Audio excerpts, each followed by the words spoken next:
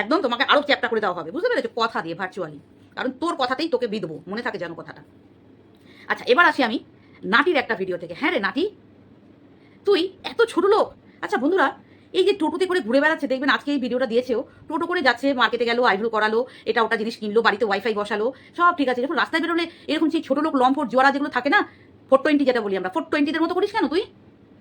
এই এটা নয়, এটা মনে এই চালা চালা চালা, আর মনে আর এটা তোমা, এগুলো কি বন্ধুরা? আপনারা দেখবেন তো, মানে এর ভিউয়ার্সরা মনে হয় 420, জানেন তো? এই নাটির ভিউয়ার্সরাও মনে হয় 420, আর যেই প্রেমিকাকে ধরেছে সেটাও তো 420, আমরা জানি ওটা 420। আর ওর পরিবারের বাবা, ওর মায়ের মুখে তাও কম আওয়াজ শুনি, ঠাম্মির জন্য একটা পটি চেয়ার কিনে নিয়ে এলো, ঠাম্মির জন্য একটা পটি চেয়ার কিনে নিয়ে এলো, ভালো কথা, এইটা আমি অ্যাপ্রিসিয়েট করছি, ভালো কাজ করেছে। সে একটা পটি চেয়ার, বৃদ্ধ মানুষ, নিচে পা বইতে পারে না, বসতে পারে না, কিন্তু নাচতে পারে, দেই দেই তাতা দেই ইনতে কেটে ধা দেই দেই দেই করে দাঁড়ানো, এটা তো ভালো নাচ বললাম, এটা তো ভারতনাট্যম কথাকে আমি তাল দিলাম। ওর ঠাকুমা হিন্দি গানে নাচে, বুঝতে পেরেছেন? 75 বছরের ঠাকুমা হিন্দি গানে নাচে, বাট ঠাকুর পুজো দিতে পারে না, সিঁড়ি দিয়ে উঠতে পারে না। তো নাতনি পেমেন্ট পেয়েছে, সেই দিয়ে ওয়াইফাই বসালো, এরপরে ঠাকুমাকে চেয়ার কিনে দিল, পটি চেয়ার কিনে দিল, আর রাস্তায় 420 গিরি করতে করতে বাড়ি এলো, রাস্তায় 420 গিরি করতে করতে বাড়ি এলো। মানে পুরো 420 ফ্যামিলি রে তোরা, সত্যি তোরা 420 ফ্যামিলি। এইগুলো কোনো ছেলে করলে আমরা বলি 420 ছেলে একটা, আর তুই একটা বাড়ির মানে ছেলের মা, একটা বাড়ির বউ, একটা বাড়ির মেয়ে, ওই রাস্তাঘাটে টোটোর মধ্যে নেমে যে ছেলেরা চেঁচামেচি করে না, এই আমার বাড়ির সামনে দিয়ে মাঝে মাঝে যায়, বাইক চালায় আর জোরে চিৎকার করতে করতে যায়, এরা কোন বাড়ির ছেলে জানিস? ঠিক তোর মতো বাড়ির ছেলে। তুই ঠিক যেমন বাড়ির মেয়ে, ঠিক তারা তো এরকম বাড়ির ছেলে। সেই জন্য রাস্তায় যখন বাইক নিয়ে চালায় না, জোরে বাইক চালিয়ে যায় আর বিভৎস একটা চিৎকার করে, ভয় পেয়ে যায় আমরা ঘর থেকে, কি হলো? আচ্ছা, এবার আমি বলি, আচ্ছা তোর মার তরকারি কাটছিল, তাই তো? আচ্ছা, তোর ঠাম্মিটাকে তো বসিয়ে একটু তরকারিটা কাটতে বলতে পারে তোর মা? না এটা ভিডিওতে দেখিয়ে যে দেখো কত ভালো বৌমা, শাশুড়িকে বুঝে কোনো কাজ করে না, দেখ তোর ঠাকুমা নাচতে পারে, ঘুরতে পারে, সব পারে, না ঠাকুর পুজোটা দেয়, না তরকারিটা কেটে হেল্প করে তোর মাকে।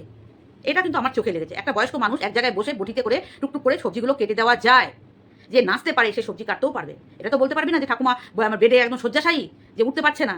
হ্যাঁ, না ঠাকুমা অনেক মালু দেয় তোদের, যে ঠাকুমাকে বলা যাবে না? দেখ দুটোর মধ্যে একটা কিন্তু হবেই, নিশ্চয়ই অনেক টাকা খরচা করে তোর ঠাকুমা, সেই জন্য হয়তো তোর মা বলতে পারে না যে আপনি একটু তরকারিটা কেটে দিন আমাকে, তাহলে আমার সুবিধা হয়। এই গরমে তো দাঁড়িয়ে দাঁড়িয়ে রান্না করছে, আর তোর বৌদিতে চলে গেছে, তোর বৌদিকে খেদিয়ে দিয়েছিস নাকি বাড়ি থেকে? কি রে, তোর বৌদিকে দেখা যাচ্ছে না? বাপের বাড়ি কি বেড়াতে গেছে? এত বাপের বাড়ি বেড়ানো মানে তোদের পরিবারে কি এরকম হয় নাকি যে মানে এক সপ্তাহ কি 2 সপ্তাহ বাদ বাদই বাপের বাড়ি চলে যায়? না খাওয়াতে পারিস না তোরা, কোনটা?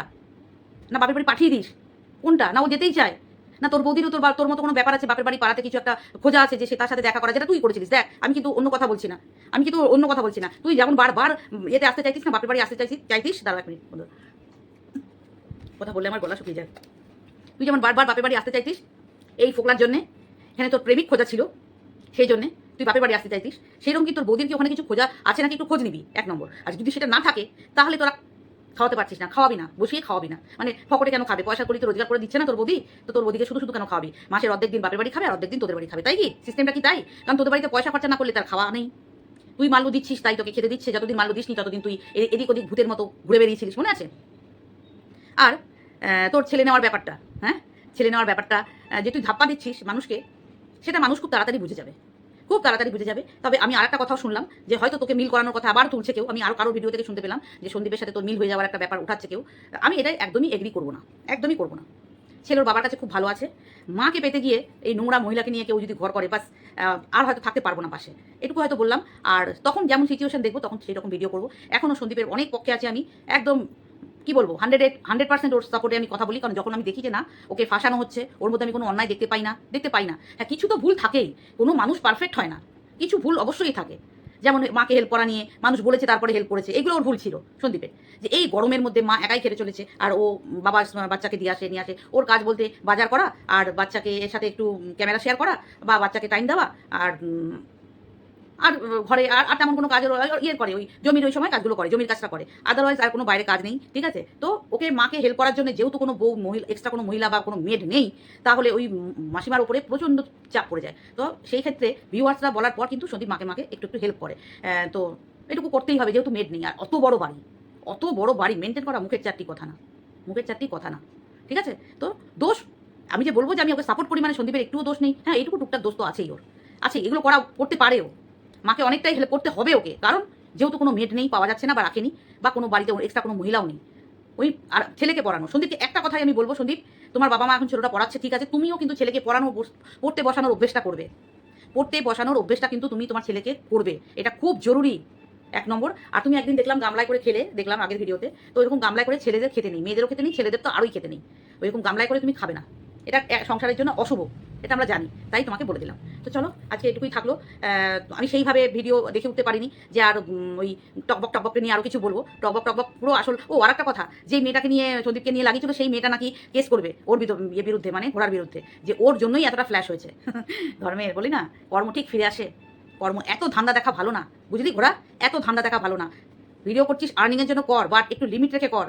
আমি বারবার বলি একটু ভিউজ কম হবে, তাতে কিছু এসে যায় না, বাট মানুষের ভালোবাসা পাওয়ার, মানুষের কাছে ভালো থাকা, নিজের সৎ থাকা, এই অ্যাচিভমেন্টটা কেউ পয়সা দিয়ে কিনে আনতে পারে না। এটাকে অর্জন করতে হয়, যেটা তুই করতে পারিস নি ওয়াইটিতে। তুই ব্যাড ক্যারেক্টার নামে পরিচিত, নেগেটিভ ক্যারেক্টার নামে তুই পরিচিত ওয়াইটিতে। তোকে সবাই বড় বড় ব্লগার যারা আছে A to Z প্রত্যেকে তোকে নেগেটিভ ক্যারেক্টার হিসাবে চেনে। আর যারা তোকে সাপোর্ট করেছিস, তুই যাদের পাশে গিয়ে দাঁড়িয়েছিস, তোকে জাস্ট টিস্যু পেপারের মতো ইউজ করেছে আর ফেলে দেবে। এটাই তোর অকাত, এটাই তোর অকাত। কেন জানিস? তোর অন্তরাত্মাটা পরিষ্কার না। তুই মন থেকে স্বচ্ছভাবে কাউকে মিশিস না। তুই যার সাথে মিশিস, তুই নিজের ধান্দা কষে মিশিস। এটা তো ধ্রুব সত্য কথা। তোর শুনতে খারাপ লাগলো, কিছু করার নেই। যদিও মন থেকে ওয়াইটিতে করলে খুবই বিপদ, ধান্দা সবাই কষে, তুই একটু বেশি কষিস, তুই একটু বেশি কষিস। অন্যায়টাকে অন্যায় বলতে শেখ। তুই সত্যের সাথে কোনোদিনই ছিলিস না, তুই মিথ্যের সাথে প্রথম থেকে ছিলিস, আর এখনও টিল ডেট পর্যন্ত তুই মিথ্যের সাথেই রয়েছিস। সেই জন্য তুই কখনো বলতে আসবি না যে তুই সত্যের সাথে ছিলিস। তুই শুরু থেকে, আমি 1.5-2 বছর আগে থেকে দেখেছি, তুই একটা মানুষকে মিথ্যে অ্যালিগেশন দিয়ে তাদেরকে বরবাদ করার চেষ্টা করেছিস, মিথ্যে অ্যালিগেশন দিয়ে। আর তারপরে দেখলাম মন্দিরাকে, তারপরে দেখলাম এই নাটিকে। ঠিক আছে, নোংরাকে তুই মানে ওটাকে ক্লিয়ার করে যে তাকে ঘর বেঁধে দেওয়া, সেখানে তুই নাই। তুই যেখানে ঘর ভেঙে যাবে, সেই ঘর ভাঙাটা দিয়ে তুই কাজে লাগাবি, এটা তোর টেন্ডেন্সি। চল দেখ তোর কি হয়, সেটা তো সময় বলবে। চলো বন্ধুরা, এটুকুই ছিল আমার বলার। যদি তোমাদের ভালো লাগে পাশে থাকবে এবং সাবস্ক্রাইব করবে এবং কমেন্ট করবে। চলো টাটা।